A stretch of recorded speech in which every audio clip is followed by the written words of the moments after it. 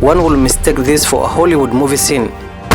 But far from it, this is one of the AMISOM frontline action footages to keep the Qaeda Linked Al-Shabaab terror outfit at bay, a terror outfit that has proven to be a thorn in the flesh of the Somali nation. The only thing that has stopped the Somali nation from tripping over is the AMISOM forces, the last line of defense.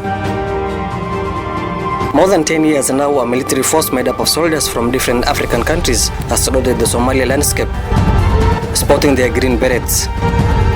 The AMISOM forces managed to push back the advancement of the terror militants and restoring peace in major parts of Somalia. However, the threat of the militants is still rife in the Horn of Africa nation, with fears that the gains made by the AMISOM's liberation might be lost once the AMISOM forces exit the country in 2021. As the sun rises, this gives hope to the residents, knowing that they made it through the night. Things look so normal in the streets. This as the AMISOM forces prepare and engage in their daily security patrols and shifting in numbers from various forward operating bases (FOBs), putting more boots on the ground. The sound of the armored personnel carrier, commonly known as APC, signals their mighty presence in the streets, but under the watchful eye from the sky.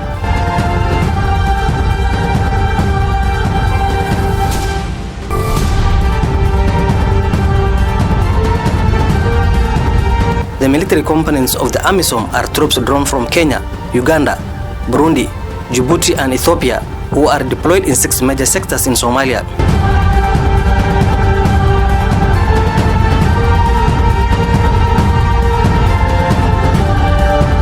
The Kenya Defense Forces are deployed in Sector 2, comprising of Lower and Middle Juba, while Uganda controls Sector 1, which is comprised of Banadr and Lower Shabelle. Ethiopian forces control Sector 3, which includes Bai and Bakolo, as well as Gedo region, while the Djiboutian troops are in charge of Sector 4, which covers Hiran and Galgaduud.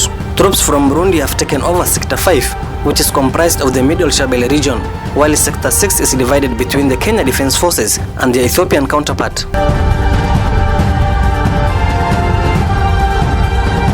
The AMISOM force is an African formidable force with high tactical and military combat hardware. The wars are fought with surgical precision and mathematical certainty.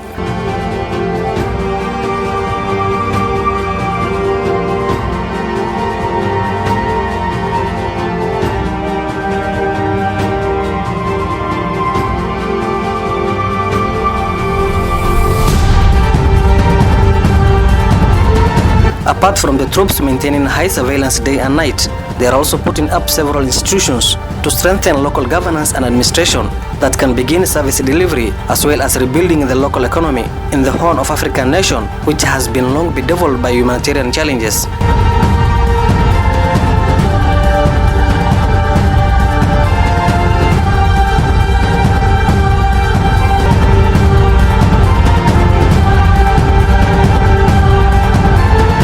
The presence of administrative structures and governance institutions are the fruits of the hard-earned security operations to pacify the region.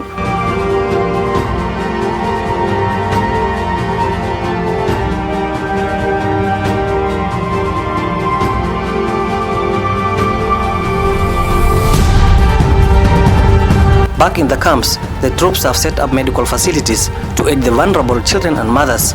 Wounded Somali officers are also brought here to be treated. These are some of the legacies of the troops after they exit the Somali nation next year.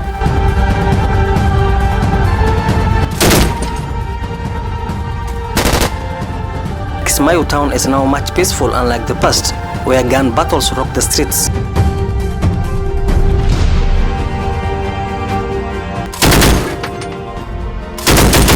All this will be in vain without establishing proper structures to enhance law and order after the exit of the troops.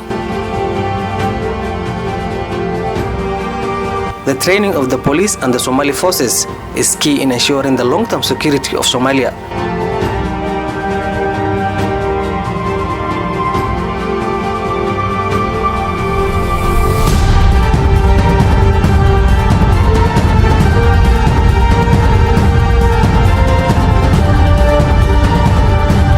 Police mandate, it's talking about capacity building of the local police so that they can now take charge of internal security.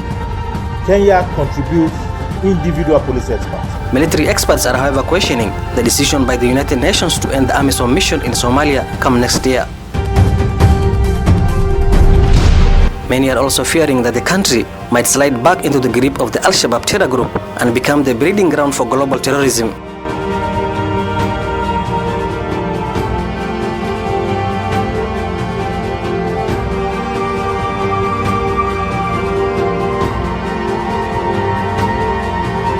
Many frontline soldiers have fallen in the line of fire since the African Union mission in Somalia began. But the big question still remains as to whether Somalia can rise up and face the enemy even after the exit of the AMISOM forces come 2021.